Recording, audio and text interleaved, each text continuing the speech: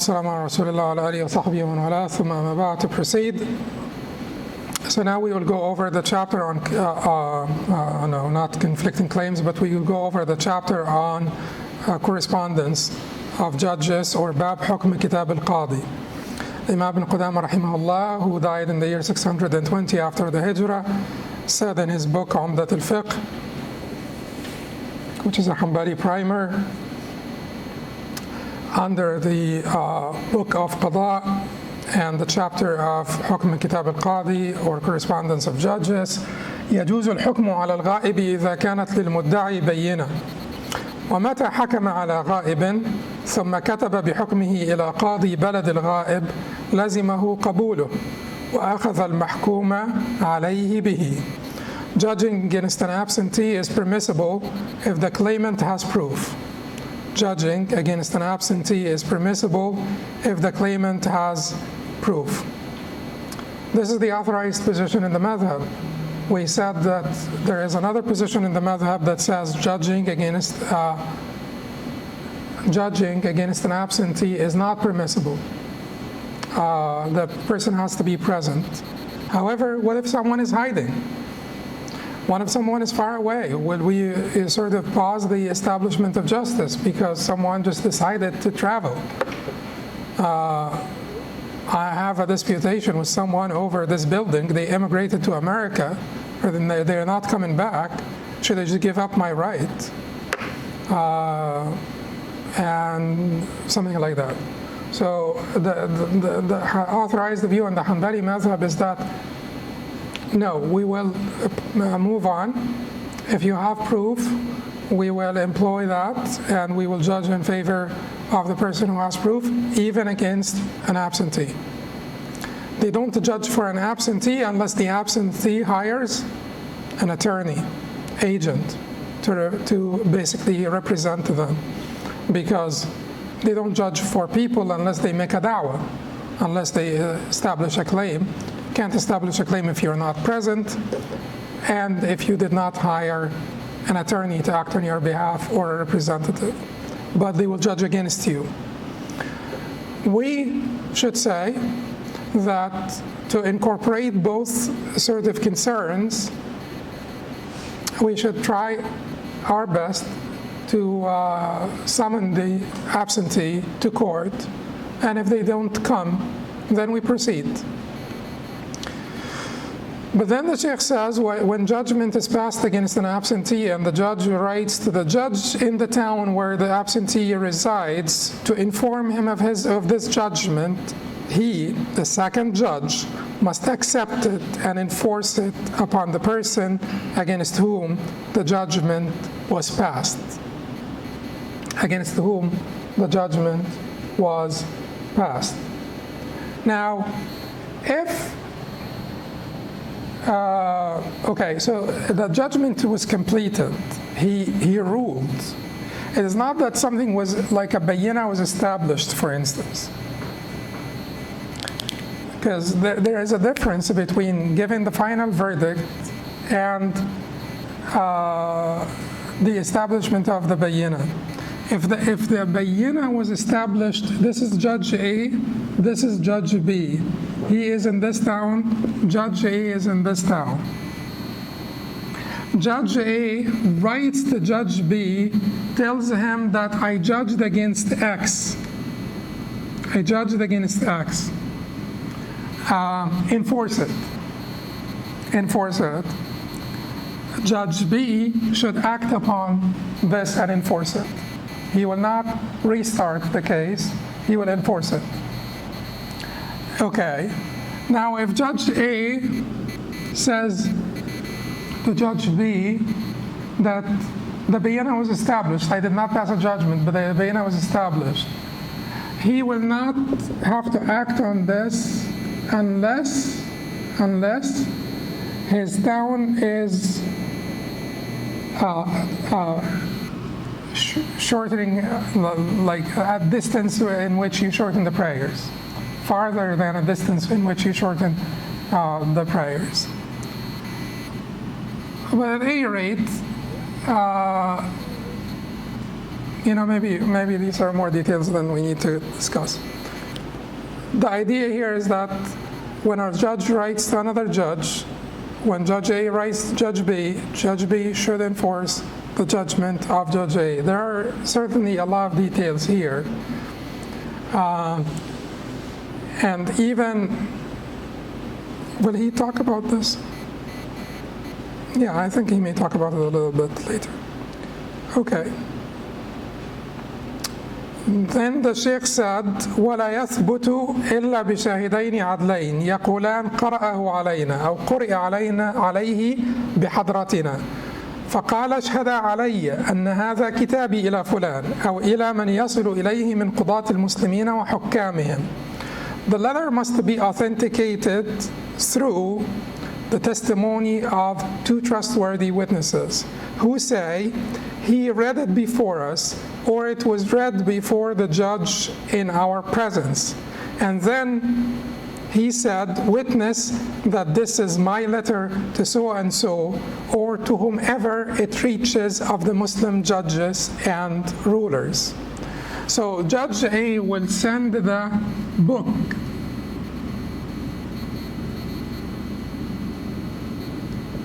I'm not good at drawing, you must realize that. But he will send the book. This is the book, anyway. This is the message, this is the letter. It's called kitab, it means letter. He will send the letter to Judge B, carried by two witnesses. At the end of the day, if the two witnesses go and testify and say something opposite to what is in the book, Judge B will go by the two witnesses, not the book, in the madhab. So the bottom line actually is that, well, we have two witnesses. So, but to write all the details and all of that stuff, and the two witnesses will be basically testifying that the content of this letter could be a lengthy letter, was read before us to the judge, and he approved it. And if they add, which is not a conditional, but if they add, or it's not conditional or a prerequisite or requirement, and he told us, be my witnesses, that the content of this book is my letter to this so-and-so judge or whomever it reaches of the rulers or judges, Muslim rulers or judges, then that would be helpful. But they are carrying this and they're taking it to the judge. Why did I say these two witnesses,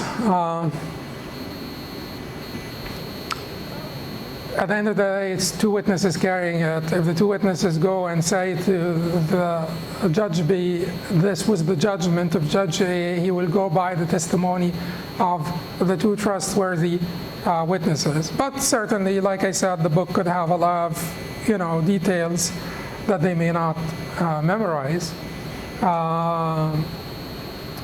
So that's why that's the benefit of the book.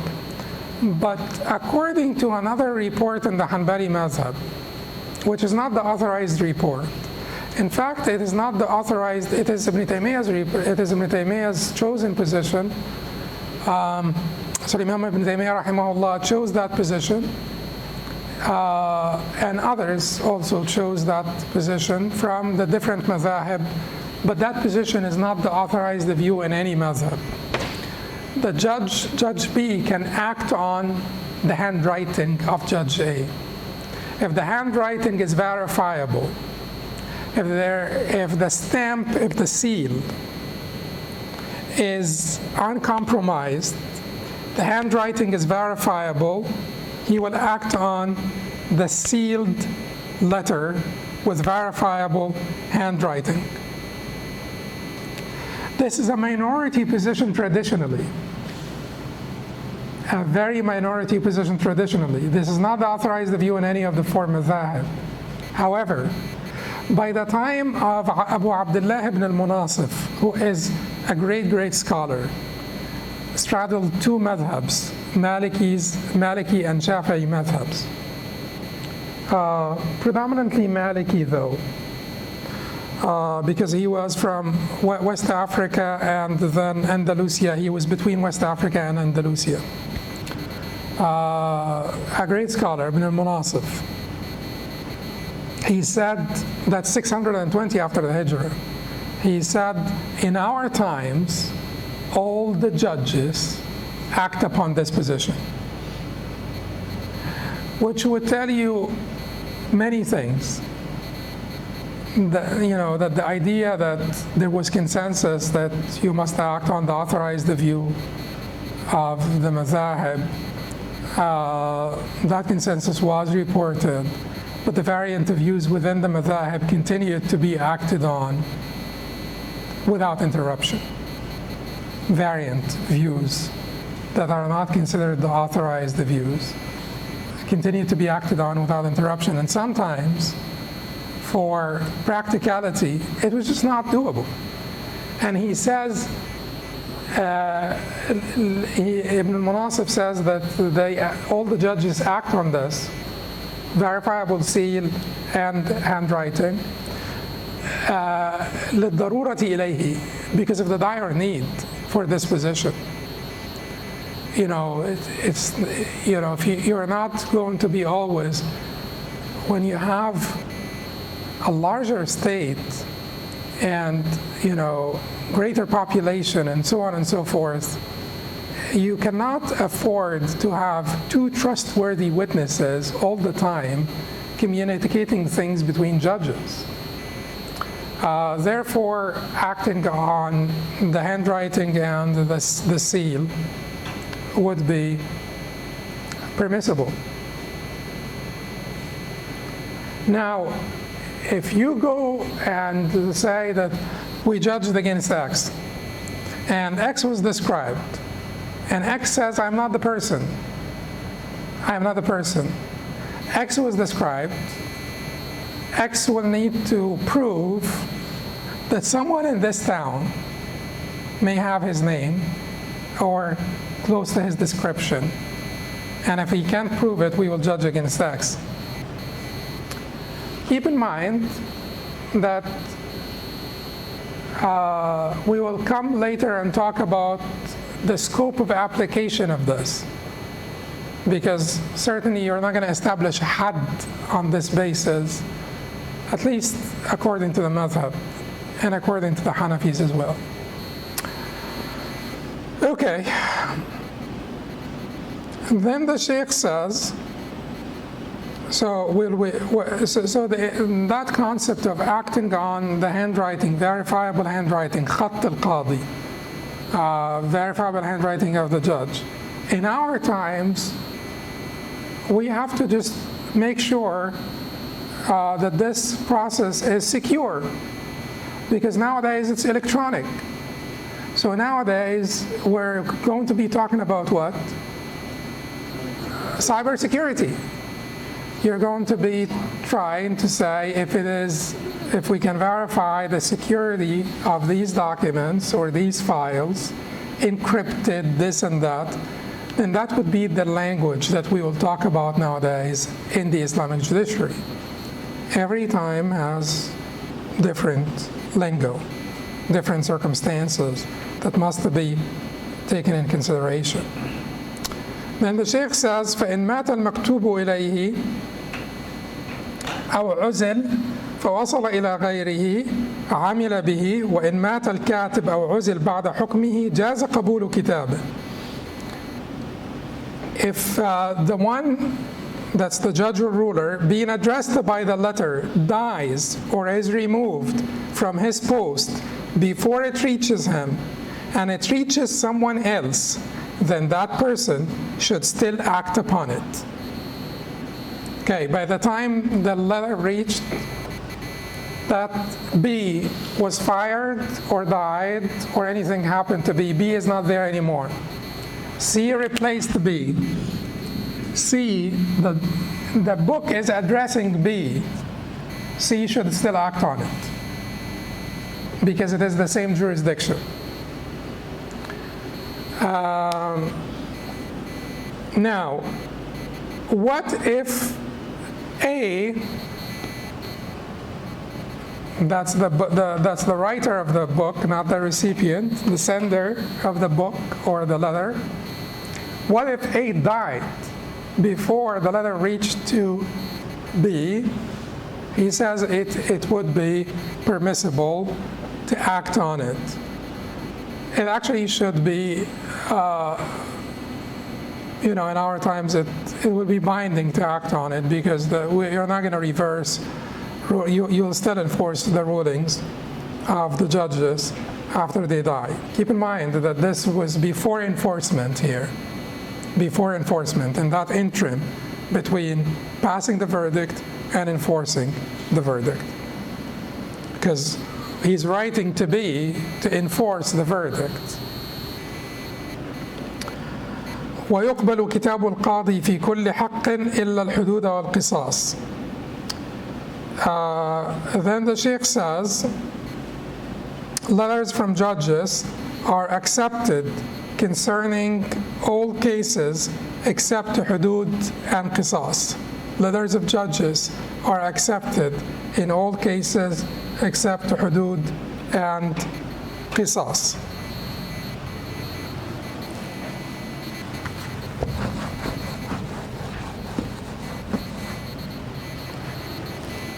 This particular position, except hudud and qisas, is not the authorized position in the madhab, by the way. This is the weaker position in the madhab, because the authorized position in the madhab makes the distinction what? حق الله, حق الآدمي. Rights of Allah, rights of people. When it comes to Haqqillah, so the authorized position in the madhab, when it comes to Haqqillah, Haqqillah is what? Hudud, fixed penalties. So when it comes to Haqqillah, the letter of the judge is not enforceable in the authorized position in the madhab. Why is this?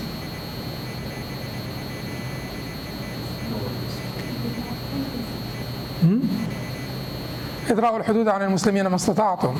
درء الحدود بالشبهات. So basically averting the penalties with shubuhat, or sort of contingencies. Any reasonable doubt? Yeah, reasonable doubt. Yeah. So that is the reason why you don't apply the hudud here. So حقوق الله are greater, or حقوق الآدميين?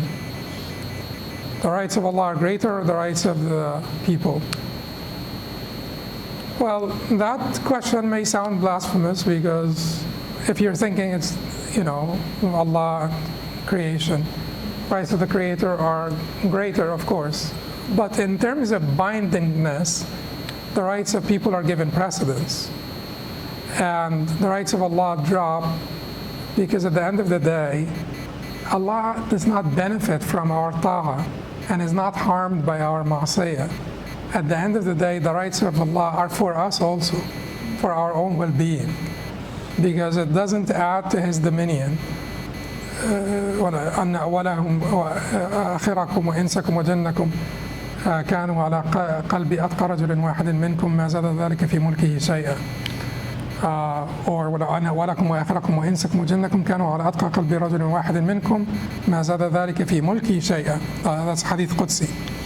So if the first and the last and the jinn and the ins among you were as pious as the most pious of you, this will not increase my dominion. If the first and the last and the jinn and the ins among you were as wicked as the most wicked of you, this will not decrease my dominion. So Allah does not benefit from any of this.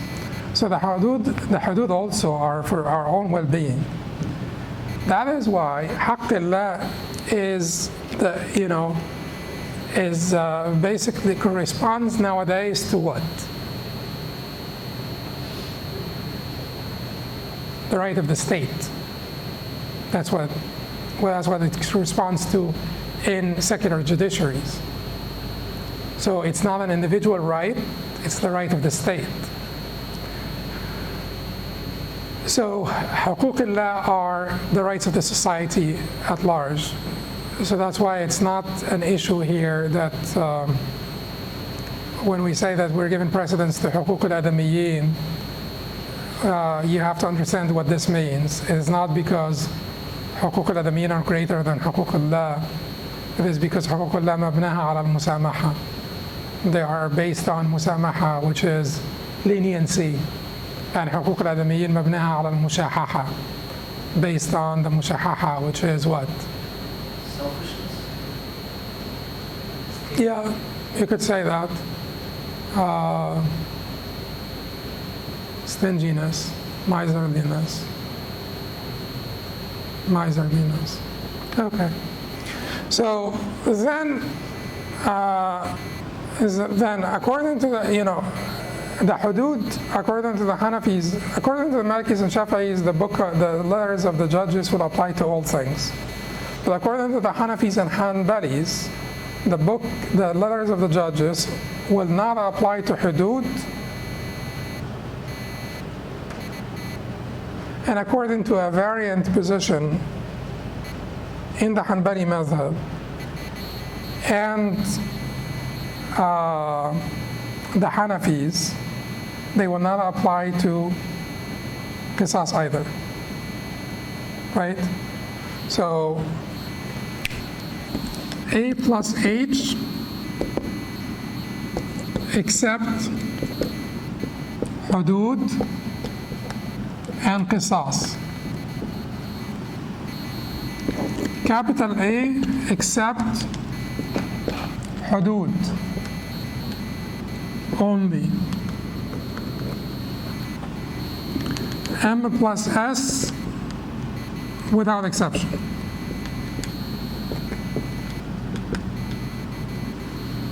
Okay. So that brings us to the end of this correspondence between judges, and the point that we need to remember here is that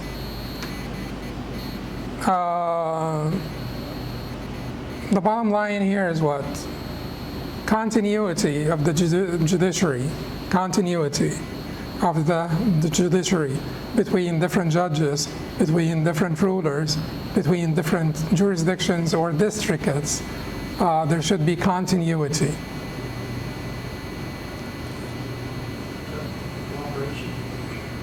That may sound more like a central government than a confederacy when the Muslim state was more like a confederacy than a central government. But not in terms of enforcing the judgment of the judges. You could have a Hanafi judge in this territory and a Hanbali judge in the next territory. The Hanafi judge will send it to the Hanbali judge to enforce a particular ruling. The Hanbali judge does not believe in that ruling. The Hanbali judge will enforce the ruling because it has been passed already. Then will enforce the ruling. That is in favor of what? The concept of stability, continuity, and all of that stuff. The fact that we have a Hanafi judge in this district and a Hanbali judge in this district, that is based on what? Consideration of local culture, consideration of local considerations.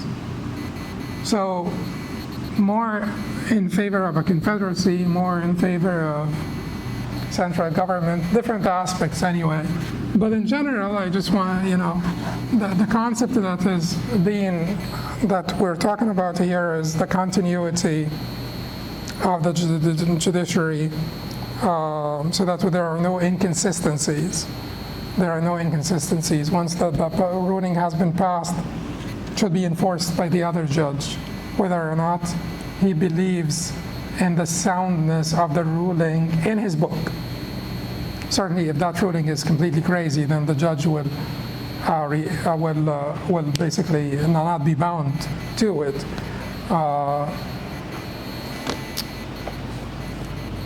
And the other concept that is important here to remember in this particular chapter is the concept of verifiability, because that's what they talk about. They talk a lot about the verifiability.